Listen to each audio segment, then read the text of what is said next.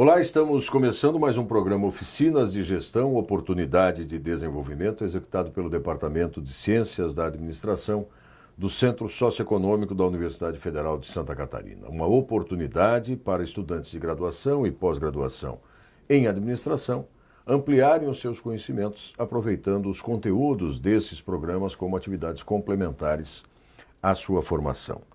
O tema sobre o qual nós vamos conversar neste programa é simulação como instrumento de aprendizagem vivencial.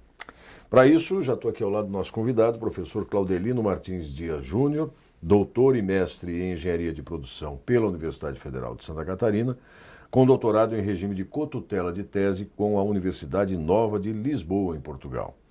Professor Claudelino é graduado em Administração pela Universidade da Região da Campanha e é professor adjunto do Departamento de Ciências da Administração da UFSC, que possui experiência na área de Engenharia de Produção, com ênfase em Engenharia de Produto e Processos, desenvolvendo pesquisas em instituições privadas relacionadas aos temas ativos intangíveis, valor, manufatura e qualidade. Professor, obrigado por ter aceito o convite, pela disponibilidade para estar conosco aqui nesse programa.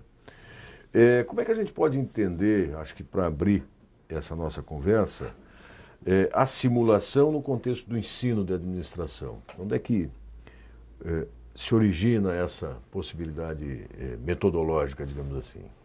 Ok, professor Áureo, um prazer estar aqui. A simulação surgiu como uma inquietação minha, ainda quando aluno de graduação em administração. Eu sempre via muitos estudos de caso, de realidades que não nos diziam muita coisa, né? Aqueles estudos de Harvard, né? O compêndio de Harvard, tão tradicionalmente há cerca de 2 décadas atrás, ou talvez um pouco mais, né, da minha formação, que traziam alguns estudos de caso que nos remetiam a uma realidade que nós não compreendíamos, né? E isso me causou uma certa inquietação, como eu disse agora há pouco, no sentido de estar buscando algo que pudesse ser mais palpável, né? No caso, me tornei docente na área e quando tive a oportunidade, dentro de uma disciplina de laboratório, trouxe a simulação para dentro de sala de aula e ela possibilita, na verdade, sair um pouco desse viés teórico e colocar essa base conceitual em prática, tomando decisões no cotidiano de uma empresa. Cada aluno, na verdade, ou grupo de alunos, né, toma decisões relacionadas a uma área específica, né, particularmente com o simulador que trabalho. Na área industrial, é um simulador que simula uma realidade industrial, de uma empresa industrial, manufatureira, e aí você tem funções tradicionalmente aceitas dentro da maioria das organizações, como marketing, e aí diga-se, funciona como comercial e vendas, né, produção, recursos humanos e o próprio financeiro, que é, digamos assim, é o chefão, né, desses caras todos aí. E isso está dentro de uma disciplina, na estrutura curricular do curso de administração. Mais especificamente no 7º semestre, onde todos já têm uma base conceitual dessas funções específicas, né, do exercício dessas funções específicas. Agora, é possível a gente fazer uma comparação entre os modelos ou processos de ensino e metodologias mais tradicionais, digamos assim, na área da administração e a simulação? Quais são as principais características que a tornam diferentes na sala de aula, professor? Sim. O ensino de, por exemplo, vamos colocar finanças, né? Ou mesmo a metodologia em marketing, né? Uma metodologia de pesquisa que é desenvolvida. Hoje nós temos profissionais aqui no departamento que sabem da importância de trazer um pouco mais a prática vivencial. Por exemplo, algumas disciplinas de marketing que colocam os alunos a fazer pesquisas mercadológicas, né? Então, a minha disciplina, ela traz conteúdos não só da metodologia de marketing, tenta fazer um condensado da metodologia, né? As disciplinas relacionadas ao marketing, como a financeira, desenhar um fluxo de caixa, né? Você tem que ter um embasamento teórico bastante forte nessa disciplina também. A administração da produção, alguns conceitos elementares de administração da produção, relacionado, obviamente, a uma indústria de manufatura, né? E também a questão do RH, né? A gente pode estar trazendo que tem que ter um embasamento teórico bastante forte, o RH, mas aí eles lidam com questões, decisões que digam respeito a aumentar a motivação e a produtividade dentro do exercício de tomada de decisão, tendo em conta sempre a harmonia de objetivos entre essas funções gerenciais, que é dado pelo planejamento que eles também executam dentro da sala de aula, e de forma prática, né? Não, digamos assim, vamos fazer o planejamento, executar esse planejamento e, tanto quanto possível, avaliar os resultados desse planejamento. Não só falar de planejamento, não ficar somente na questão qualitativa, né? O que a maioria das disciplinas do nosso curso tem um viés bastante forte ainda, pelo menos nos 2 ou 3 primeiros anos, né? Agora, nesse processo de simulação, a ideia é recriar em sala de aula um ambiente em que o aluno vai poder exercitar diferentes funções nesse processo. Quer dizer, cada aluno ou grupo de alunos tem um papel bem definido, tarefas a serem desempenhadas? É bem definido, sim, porque assim os perfis eu procuro colocar para eles de livre escolha de cada uma das equipes de trabalho, né? Em geral, essas equipes de trabalho não têm mais do que 5 representantes, né? Os 5 gestores, um assumindo o papel de presidente ou acumulando essa função com qualquer outra função, a financeira ou mesmo de produção ou RH, e no sentido de fazer com que eles escolham o que mais, dentro da expertise deles, ou que eles estão mais vocacionados, ou assumam uma função gerencial como um desafio mesmo, né? Eu tenho pouca base conceitual. Sai da zona de conforto. Exatamente, exatamente. Eu sempre faço essa provocação aos alunos no sentido de sair da zona de conforto. Eu não tenho habilidade com números, professor. A minha lógica é mais qualitativa, até pelo próprio curso, né? Nós temos uma orientação mais qualitativa, mas eu preciso disso. Então, pois bem, vamos lá. Então, eu sirvo também como suporte, dentro, obviamente, não sou especialista em finanças, mas assim, elementos básicos podem ser testados, né, na simulação. Agora, é possível, e a gente conhece algumas situações de outros cursos em outras áreas que trabalham um pouco com essa questão de simular, né? Quer dizer, eu vou me referir aqui particularmente, por exemplo, ao direito, em que em disciplinas da área de direito penal os alunos têm júris simulados, ou em ensaios de laboratórios nos cursos das áreas de engenharia, em que você simula um ambiente controlado de modo a poder experimentar. A lógica é mais ou menos essa, na proposta da sua simulação. Ambientá-los, na verdade, trazer o tanto quanto possível, né, para o que eles vão encontrar dentro das organizações. Há 5 anos atrás, quando eu cheguei aqui no curso, uma percepção pessoal, né, isso era, digamos assim, era pouco usado, né, dentro das disciplinas da grade. Houve uma reformulação da grade e essa própria reformulação da grade, da administração, possibilitou esse encaixe dessa disciplina nesse momento, né, do curso.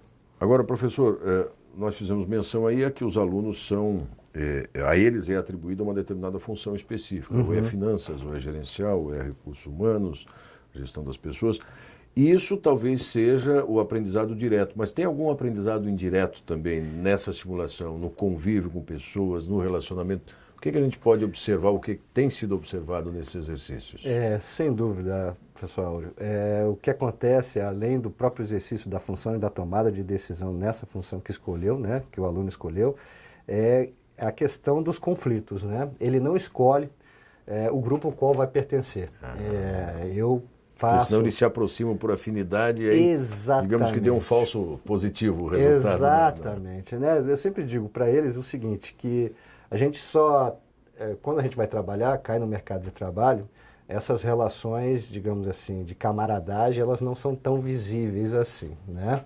E quando você chega na empresa, e às vezes até a gente sai de uma situação hipotética, né, onde todas as empresas têm a mesma situação econômico-financeira, eu disse, poxa, não tenho dados históricos aqui para decidir. Me diga, daí eu pergunto, me diga, e qual empresa que você vai chegar e vai ter dados históricos e todas as pessoas que lá estão, né, vão te fornecer as informações necessárias para que você comece a trabalhar. Isso você não vai ser contratado como administrador se não for para resolver um problema, né? Sanar uma situação que foi criada em função de uma dificuldade. Mas, objetivamente, eles não escolhem, eu passo um questionário para eles, eu defino o perfil de decisão deles a partir de um risco que eles potencialmente possam assumir. O que é isso, né? Hoje a gente sabe que as decisões elas têm um caráter muito mais emocional do que uma orientação pragmática, né? quantitativo, um olhar quantitativo sobre o que efetivamente precisa ser feito. E sim, elas seguem muito as preferências do gestor, do decisor. Né? Então, eles colocados na condição de gestores, eu avalio, traço um perfil psicológico de cada um deles, peço que eles respondam um questionário. Esse questionário é baseado em alguns conceitos da economia, né?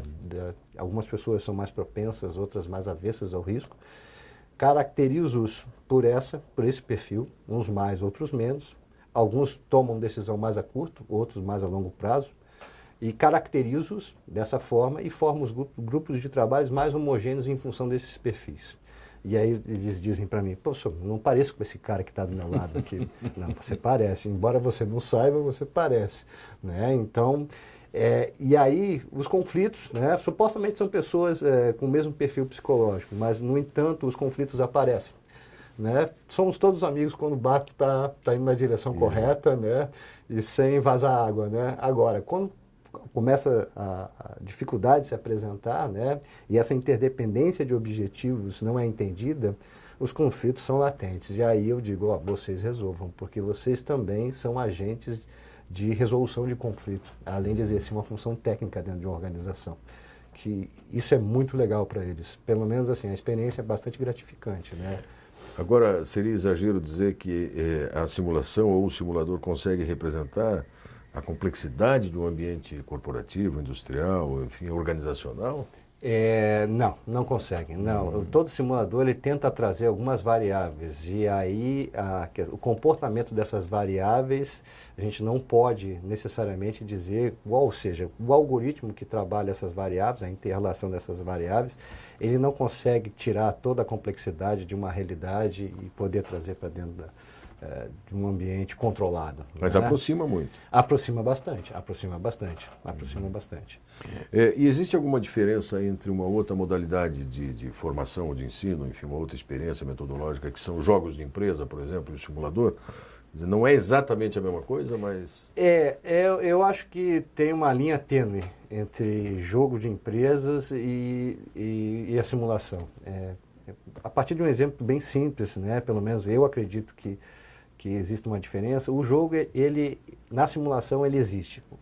Você está refém de um regramento, né? Como se fosse um órgão regulador da atuação dessas indústrias, né? Então, você tem essas regras aqui. Estão liberados a compra de máquinas, né?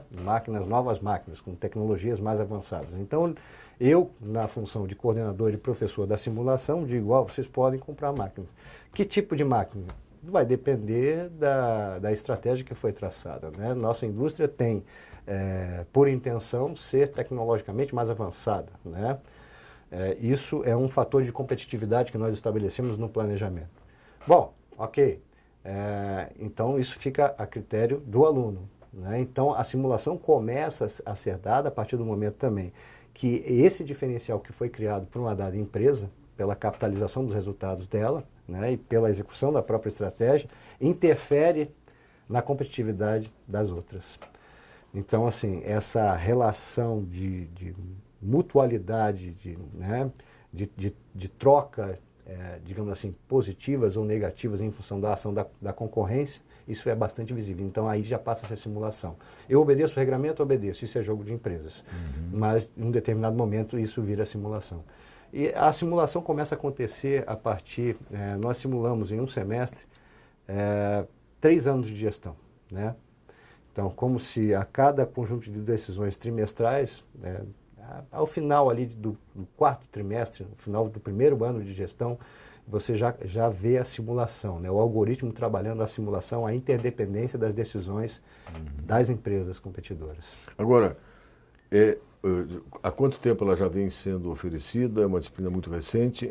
Eu já ofereço ela nesse formato, com o uso de um simulador, né, em ambiente controlado, né, virtual, há cerca de 4, 5 anos. E quais são os resultados que têm sido observados? Como é que se dá o retorno da parte dos alunos? Quer dizer... assim, eu ofereço essa disciplina na graduação, né, manhã e noite. E também já ofereci essa disciplina por 2 momentos, na pós-graduação. E assim, o retorno é a questão de que a maioria não teve uma experiência anterior a isso, né? Muito embora não seja uma metodologia tão nova assim, a simulação.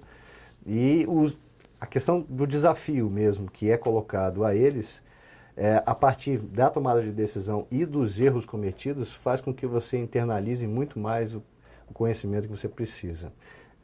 Ou seja, quando você erra, você não vai esquecer daquela situação, né? Essa é uma característica do ser humano, né? Eles não esquecem daquela situação e aí o embasamento teórico vem de bate-pronto. Agora, se está tudo perfeitamente alinhado, por vezes os alunos que ganham a simulação, isso raramente acontece, tá? Mas assim, eles não... Se essa simulação é dada num curto espaço de tempo, se eu simular somente 2 anos, por exemplo, eles não sabem os motivos pelos quais eles acertaram, vamos dizer assim, ou tiveram um desempenho superior ao dos seus colegas. Então, eu acho que esse é um dos retornos, né, para eles, né? Obviamente, quando eles se dão por satisfeitos também, né, e têm o conhecimento internalizado, eu também me regozijo com isso. A outra questão é a própria possibilidade da simulação trazer aquele ambiente simulado e formatar experimentos, né? Descrever esses experimentos formatando artigos científicos. Só esse ano, na verdade, obviamente que foi em decorrência de outras turmas de simulação, né, ministradas aqui mesmo, nós publicamos, aí entre estudos de alunos de graduação e pós-graduação, nós vamos representar, né, conseguimos a publicação de 2 artigos no encontro internacional, o CEPROSUL, né? Seminário Internacional de Engenharia de Produção, que vai acontecer agora em Mendoza, na Argentina, no próximo mês de outubro. Então, e além de outras publicações, né, que rotineiramente se oportuniza. Mas isso, obviamente, quando a gente tem engajamento, né, de bons alunos. Agora, na essência, essa metodologia expressa tudo aquilo que se imagina de um ambiente acadêmico, né? Ela consegue reproduzir no ambiente controlado os erros, os acertos, sem os riscos que o mundo dos adultos oferece. Né? Sem dúvida nenhuma. E como experiência de aprendizado é fantástica. Eu costumo dizer para os meus alunos, que também fazemos simulações na área de jornalismo, da minha área de atuação, que aqui vocês podem errar. Tem a oportunidade de errar.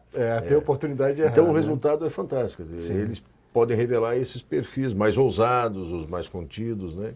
Eles podem construir uma personalidade, neste caso, uma personalidade empresarial para atuar na indústria. Né? Sem dúvida, sem dúvida. E muito do que os alunos não percebem é o que os faz aprender algumas coisas. Né? Quer dizer, não é necessariamente só sei fazer um plano de negócio, ou sei fazer um balanço, ou sei fazer uma planilha, mas não é só isso que ele está aprendendo. Sem dúvida nenhuma. É o que ele não percebe que se revela mais. Muito bem, estamos aqui conversando com o professor Claudelino Martins Dias Júnior sobre a simulação como instrumento de aprendizagem vivencial. E a gente sempre pede aos nossos convidados, Claudelino, que ao final se dirijam aos estudantes, destacando talvez aquilo que seja fundamental relativamente a esse tema, né? Quer dizer, que eles se dediquem, se preocupem e a diferença que isso deve fazer na sua formação e na sua atuação profissional depois. Qual é o recado para os meninos e meninas? O recado é que se permitam ao risco, né? Como o professor acaba de nos colocar aqui, é um risco controlado, ou seja, oportuniza-se o erro, e o erro é muito bem-vindo, né? Nessas experiências de simulação que nós temos tido aqui, a cada momento de avaliação, né, que corresponde às avaliações, que no meu caso, né, eu coloco como uma prova oral, né, eu procuro subsidiá-los, né? Você está indo bem, você conseguiu fazer uma análise de que o preço, na verdade, ele é elástico em alguns mercados e é inelástico em outros mercados. Então, potencialize isso, o estudo, né, da questão de aspectos econômicos, também é importante, e essa intercambialidade, né, entre administração, contabilidade e economia, né, ciências co-irmãs, vamos dizer assim, também é oportunizado, não descrevi isso agora há pouco para o professor, também é oportunizado e na simulação, e que façam disso um exercício para aquisição de novos conhecimentos, e não só do próprio exercício da função que mais gosta dentro da administração. Muito bem, professor, muito obrigado aqui por essa conversa, por esse conjunto de informações. E vocês que nos acompanharam também, eu agradeço a audiência e acompanhe no ambiente virtual do programa Oficinas de Gestão a programação das próximas palestras. Até a próxima.